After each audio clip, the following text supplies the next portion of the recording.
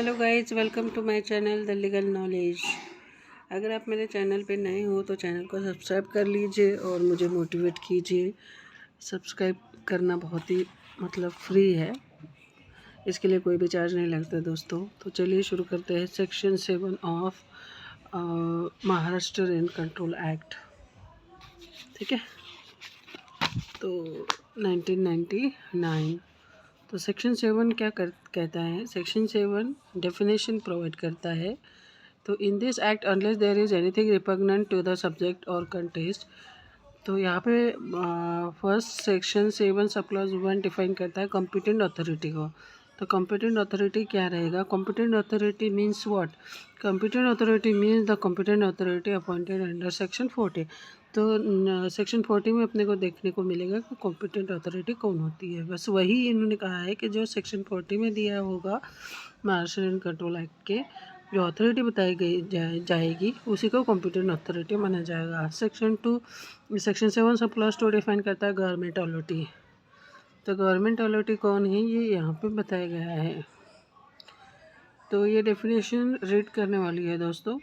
तो in relation to any premises requisitions or continue under requisition which are allotted by the state government for any non-residential purpose to any department or office of the state government or central government or any public sector undertaking or corporation owned or controlled fully or partly by the state government or any cooperative society registered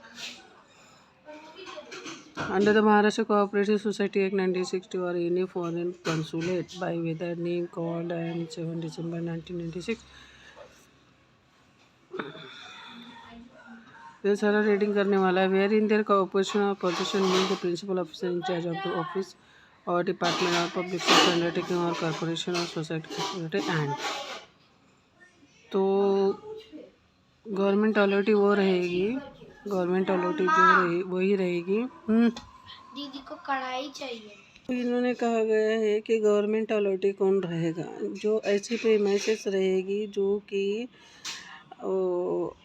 allotted की जाएगी by the state government. किस लिए? For any non residential purpose, मतलब commercial purpose के लिए, ठीक है। To any department, किसी भी डिपार्टमेंट को, और office of the state government, central government और पब्लिक सेक्टर अंडरटेकिंग और कॉरपोरेशन ओन और कंट्रोल और कोऑपरेटिव सोसाइटी। तो ये सारी चीज़ें जो दी है, जिसको अलॉट किया है, वो रहेगी गवर्नमेंट अलॉटी। यहाँ पे ये कहा गया है। And in relation to any premises requisitions or continue under requisition which were allotted by the state government for residential purpose। State government allot करेगी ऐसे प्रीमाइसेस को।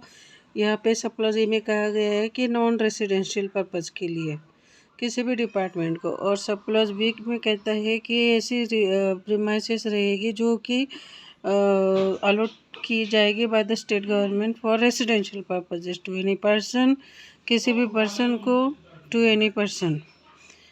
And on the 7 December 1996 being the date of coming into force of the Bombay Rains Hotel and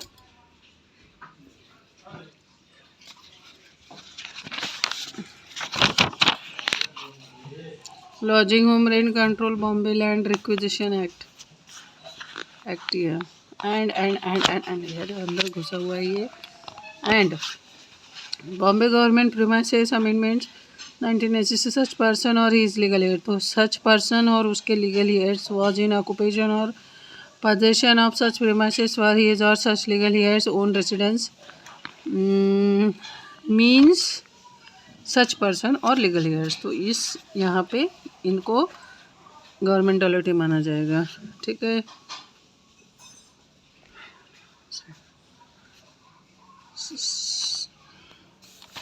section 7 का sub clause सी define करता है landlord को।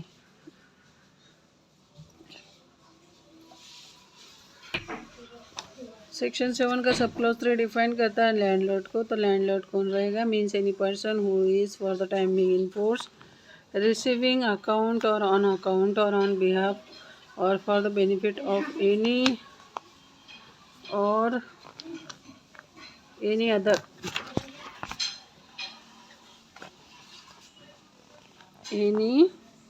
Other person any other person, or as a trustee, guardian, or receiver for any other person, or who would so receive the rent or be entitled to receive the rent if the premises were let to tenant, and includes any person not being a tenant who from time to time derives title under a landlord. तो landlord ऐसा person कहा जाएगा जो कि time receive करता है, जो कि एंटाइटल है रिसीव करने के लिए रेंट रिसीव करने के लिए रिसीव करता है, या फिर एंटाइटल है रिसीव करने के लिए रेंट ऐसी प्रीमाइसेस जो कि उसने उसकी खुद की हो, whether on his own account or on account or on behalf for the benefit or any person, या फिर किसी पर्सन के बेनिफिट के लिए, ठीक है, उसने अपनी उसकी प्रॉपर्टी रेंट पे दी हो और वो एलिजिबल एंटाइटल हो रेंट रिसीव करने के लिए, ऐसा पर्सन, और एज अ ट्रस्टी, गार्डियन और receiver for any other person, तो इन सबको कहा जाएगा कि वो लैंडलॉर्ड है, जो कि entitle to receive the rent if the premises were let to a tenant and includes any person not being a tenant who from time to time derives title under landlord. और ऐसा भी person include करेगा landlord के definition में जो कि tenant नहीं है, ठीक है, but who from time to time derives title under a landlord. तो लैंडलॉर्ड ने उसको अथॉरिटी दी है कि वो उसके बिहाफ में रेंट रिसीव करे, तो उसको भी लैंडलॉर्ड कहा जाएगा। And further includes in respect of his सब टेनेंट अ टेनेंट हु है सबलेट। अगर किसी टेनेंट ने सबलेट पे दिया है एनी प्रीमाइसेस तो वैसा टेनेंट लैंडलॉर्ड कहा जाएगा। Who has sublet any premises and also includes in respect of licensee deemed to be a tenant under the provisions of Bombay rents hotel and lodging house rents control act 1947। The licensor who has given premises on license and in respect of the state government और state government के respect में, और as the case may be the governmentality referred to in subclause B of subclause 2 deemed to be a tenant, the government allotee को tenant माना जाएगा by section 27। The person who was entitled to receive the rent if the premises were let to a tenant immediately before the 7th December 1996, that is before coming into force the Bombay Rent Hotel Lodging Bombay government premises eviction amendment 1996। तो यहाँ पे state government को landlord कहा जाएगा और government authority को tenant माना जाएगा। ये सब लैंडलॉर्ड की डेफिनेशन में बताया गया है जो कि सेक्शन सब क्लॉज 3 में डिफाइंड है। सेक्शन 7 सब क्लॉज 4 डिफाइन करता है legal representative. Legal representative means a legal representative as defined in the Code of the Civil Procedure 1908 and includes also in the case of a joint family property the joint family of which deceased person was a member। तो legal representative उसे कहा जाएगा जो कि defined है CPC 1908 में, और ऐसा भी पर्सन इंक्लूड करेगा and also include in case of joint family के केस में, जॉइंट फैमिली प्रॉपर्टी के केस में लीगल रिप्रेजेंटेटिव कैसे माना जाएगा, द जॉइंट फैमिली को लीगल रिप्रेजेंटेटिव माना जाएगा of which the deceased person was a member, ठीक है। सेक्शन 7 सब क्लॉज 5 डिफाइन करता है लाइसेंसी को। लाइसेंसी कौन है?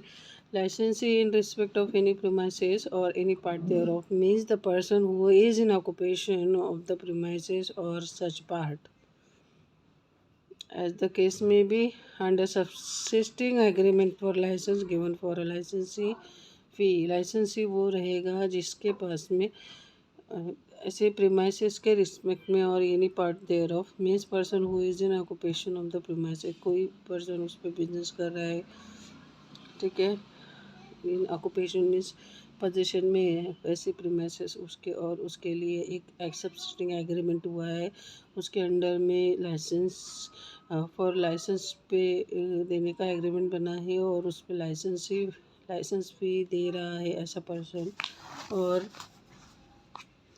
चार्ज दे रहे हैं, and includes any person in such occupation of any premises or part thereof in a building vesting in or lease to a cooperative housing society registered, या फिर ऐसे उनको भी लाइसेंसी कहा जाएगा जो कि प्रॉपर्टी के पोजीशन में है, जो कि एक बिल्डिंग वेस्टिंग है और लीज की गई है किसी कोऑपरेटिव हाउसिंग सोसाइटी को, register or deem to be register under Maharashtra cooperative society act, तो उसको भी लाइसेंसी कहा जाएगा। But does not include a paying guest, paying guest को लाइसेंसी नहीं कहा जाएगा। ठीक है, a member of a family but does not include a paying guest, a member of a family residing together, a person in the service or employment of the licensor, कोई person है जो कि नौकरी पर है लाइसेंसर के, ऐसे employ को लाइसेंसी नहीं माना जाएगा। और a person conducting a running business belonging to the licensor, licensor का अगर कोई बिजनेस रनिंग कर रहा है, कंडक्ट कर रहा है, उसको देख रेख कर रहा है, तो ऐसे पर्सन को भी लेसी नहीं माना जाएगा। और a person having any accommodation for rendering और कैरिंग ऑन मेडिकल और पैरामेडिकल सर्विसेज और एक्टिविटीज़ और in or near a nursing home, hospital or sanatorium, or a person having any accommodation in a hotel, lodging house, guest house, तो ऐसे person को भी licence ही नहीं कहा जाएगा। like premises or in a place of amusement entertainment or like institution or any premises belonging to or held by employee or his spouse, किसी employee को अगर रहने के लिए जगह दी है किसी एम्प्लॉयर ने और उसके साथ उसका लाइफ पार्टनर रहता है, उसके बच्चे रहते हैं, तो ऐसे पर्सन को लाइसेंस ही नहीं कहा जाएगा। वो on the account of existence of service or provisions of residence attach to his or her post of or office is temporarily not occupying the premises provided that he or she charges license fee, और अगर वो किसी भी तरीके का licence फी नहीं पे करते तब प्रोवाइजो कहता है that he or she charges license fee or charge for such premises of the employee or spouses not exceeding the standard rent and permitted increase for such premises and any additional sum for service supplied with such premises or person having accommodation in any premises or part thereof for conducting a canteen, creche, dispensary or other services as amenities by undertaking or institution, and the expressions license, licensor and premises given on license shall be construed accordingly। तो इन्होंने यहाँ पे बताया कि लाइसेंसी कौन कौन रहेगा और लाइसेंसी कौन कौन नहीं रहेगा। तो सेक्शन 7 का सब क्लॉज 6 डिफाइन करता है local authority means. Local authority means सब क्लॉज ए कहता है, सेक्शन 7 का सब क्लॉज 6 का सब क्लॉज ए कहता है द मुंबई म्यूनसिपल कॉरपोरेशन। ठीक है, लोकल अथॉरिटी कौन रहेगा? The Mumbai Municipal Corporation constituted under the Mumbai Municipal Corporation Act or the Nagpur Municipal Corporation constituted under the City of Nagpur Municipal Corporation Act 1948 or any municipal corporation constituted in respect of any city under the Bombay Provincial Municipal Corporation Act 1949। तो इसमें local authority में ये सारे authorities include है। ये question आता है paper में। A municipal council constitution under the Maharashtra municipal council Nagar Panchayat and industrial township act 1965। सब प्लस सी कहता है जिला परिषद एंड पंचायत समिति कॉन्स्टिट्यूटेड अंडर द महाराष्ट्र जिला परिषद एंड पंचायत समिति act 1961। Sub clause D a village panchayat, sub clause D a cantonment, sub clause F the Nagpur improvement trust, sub clause ji the Maharashtra housing and area development मतलब माड़ा बोर्ड। ठीक है, ये भी लोकल अथॉरिटी माना जाएगा। और sub clause H the city and industrial development corporation, sub clause H का sub clause I the Pimpri and Chinchwad new township development authority. तो ये सब कहा गया है इंक्लूडेड है लोकल अथॉरिटी में। ये पूरा लिखना लोकल है। अथॉरिटी में बेटा चुप रहो। सब क्लॉज 7 का सब क्लॉज 7 का सेक्शन 7 का सब क्लॉज 7 डिफाइन करता है पेइंग गेस्ट को। तो पेइंग गेस्ट मीन्स कौन है? Paying guest means a person not being a member of the family who given a part of the premises in which the licensor resides on licence. Paying guest ऐसा person रहेगा जो कि member of the family नहीं है, ठीक है।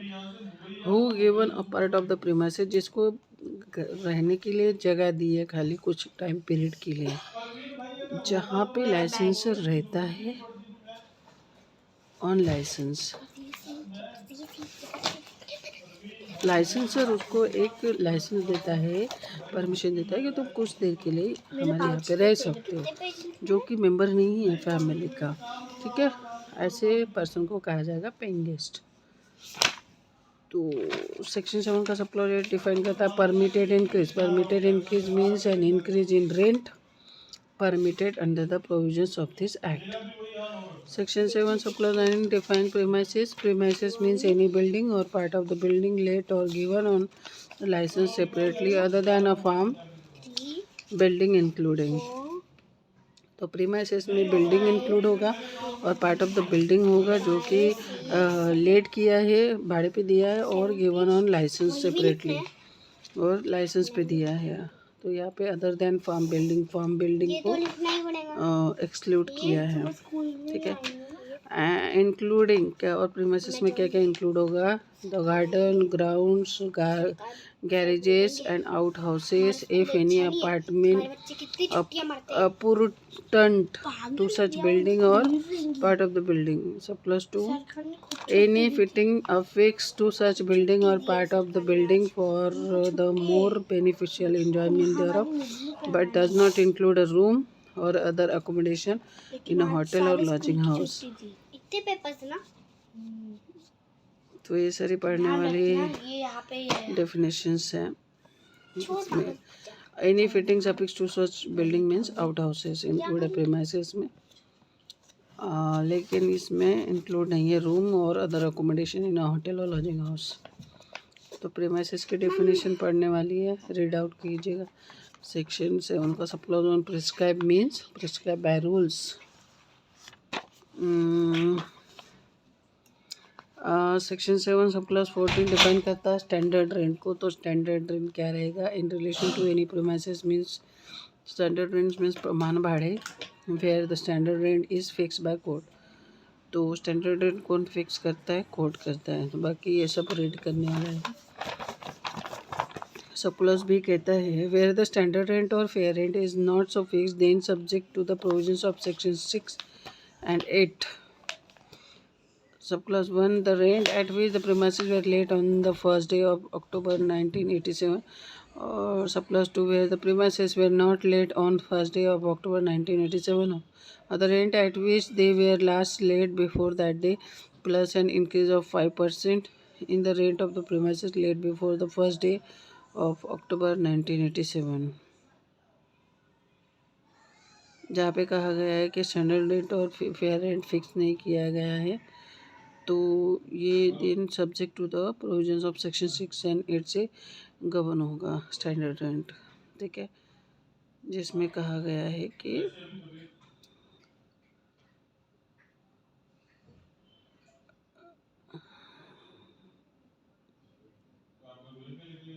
Every year 5% बढ़ेगा। Sub clause C in any of the cases specified in section 8 the rent fixed by the court। Section 7 का सब क्लॉज 15 डिफाइन करता है टेनेंट को।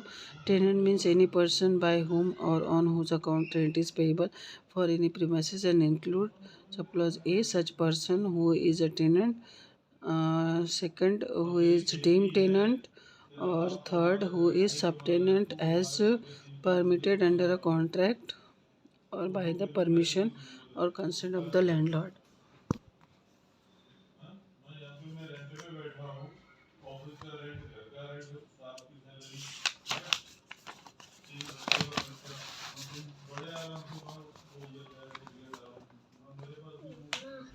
Who has derive title under a tenant, या फिर ऐसा person जिसने title derive किया है अंडर अ टेनेंट, जो भी टेनेंट है। सब टेनेंट, टेनेंट किसको कहा जाएगा? Fifth point, to whom interest in premises has been assigned or transfer as permitted by virtue of or under the provisions or of any of the repealed act, port भारे करो, सब tenant. तो बस ये सब टेनेंट में की definition में आता है, आप पढ़ लीजिएगा, इजी है, कोई डिफ़िकल्ट नहीं है। ये वाला पॉइंट पढ़ लेते हैं, डी वाला। In relation to any premises when the tenant dies, अगर मान लीजिए कि किसी टेनेंट की डेथ हो जाती है, ठीक है, वेदर